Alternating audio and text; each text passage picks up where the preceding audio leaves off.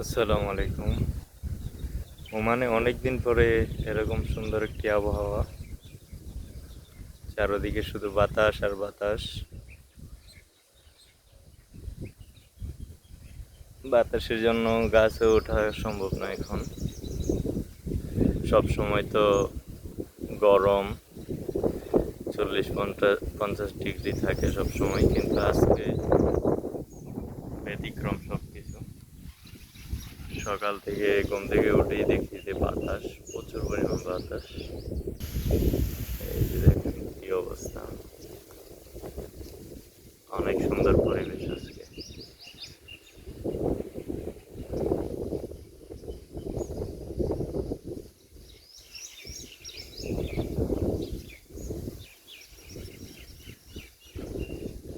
ওইদিকে পাহাড়, মসজিদ, বাগান।